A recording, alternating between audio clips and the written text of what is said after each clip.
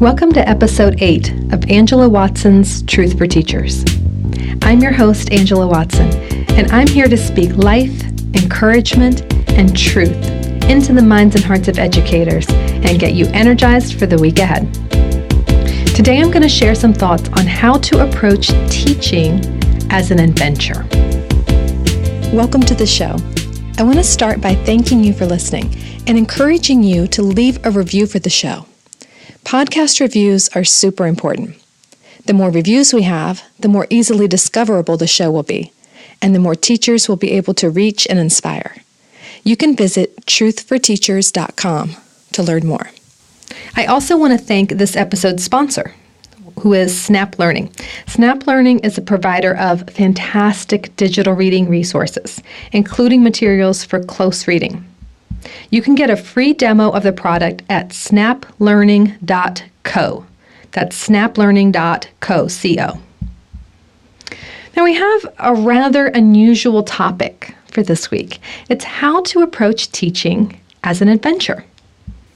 I'm guessing that's something that you haven't really heard of or thought about before, but it's a message that I'm really passionate about sharing, particularly after I do professional development in a school or after I speak at a conference. And that's because those tend to be moments when teachers are on a bit of an emotional high. When you've just heard a really inspirational message or you've gotten a lot of new ideas to take into the classroom, you get really fired up and you just feel ready for anything. I hope you feel that way sometimes after listening to certain episodes of this podcast, and I hope that you're getting good PD in your school as well. But if you've ever had a really good professional development session or read or heard something super motivating, you've probably noticed that this is what happens afterwards.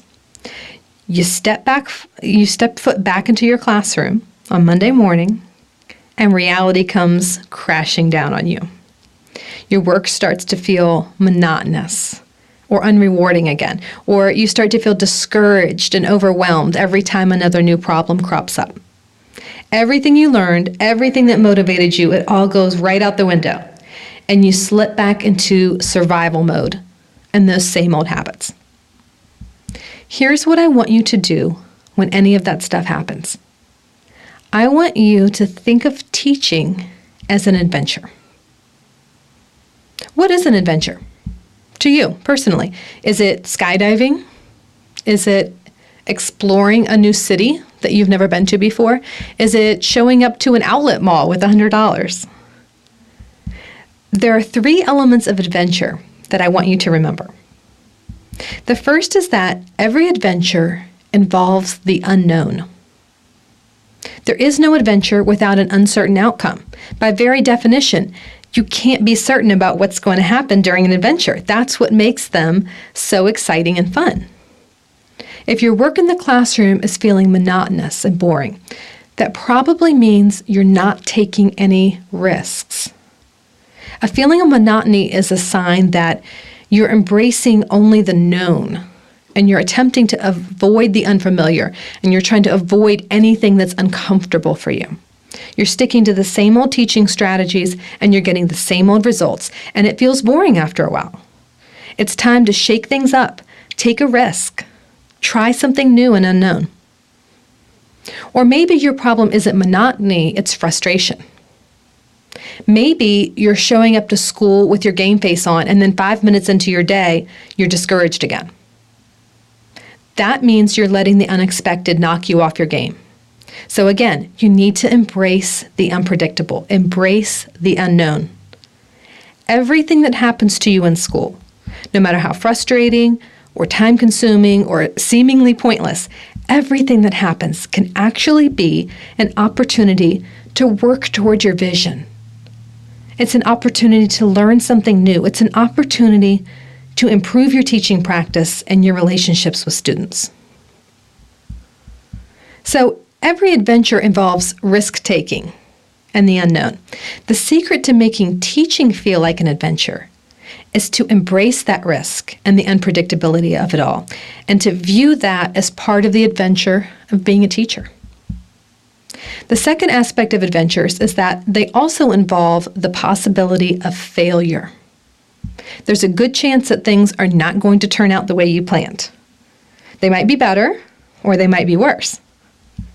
Woody Allen once said, "If you're not failing every now and then, it's a sign you're not doing anything very innovative." So don't be afraid to try something and have it fail spectacularly. Don't be afraid to let it just blow up in your face. It's good for students to see your mistakes. It's good for them to see how you learn from mistakes. Model for your kids how to embrace those unexpected changes and those new challenges and how to rebound from failures.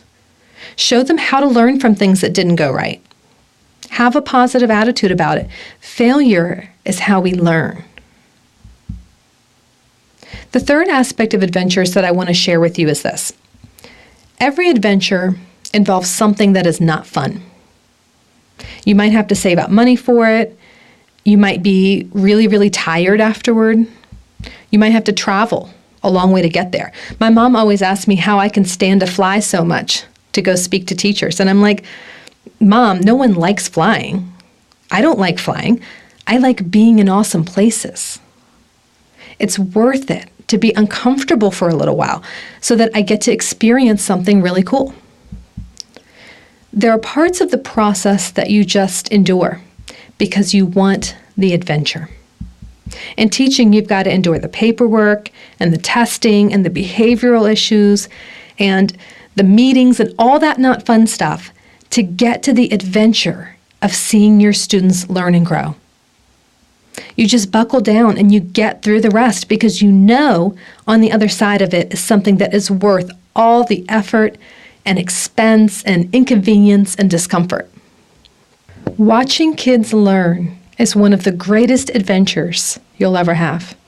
You have the privilege of seeing light bulb moments on a daily basis. You get to see emotional breakthroughs that kids make and watch them experience developmental milestones.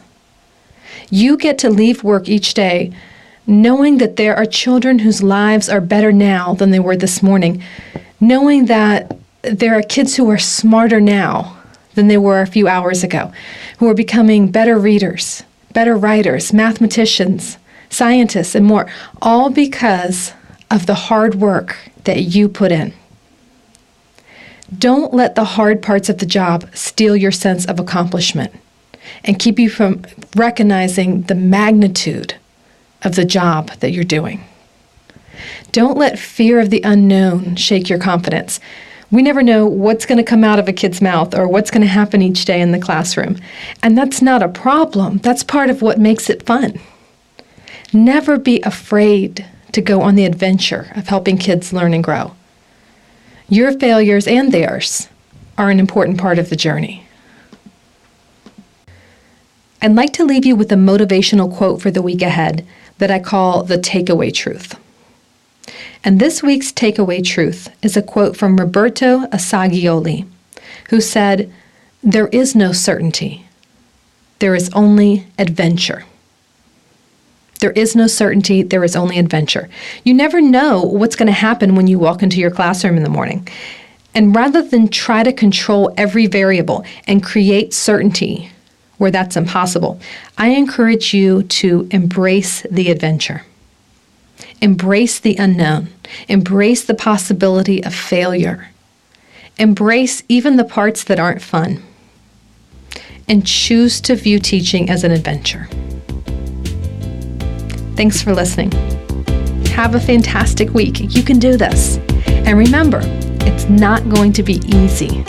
It's going to be worth it. Enjoy the adventure.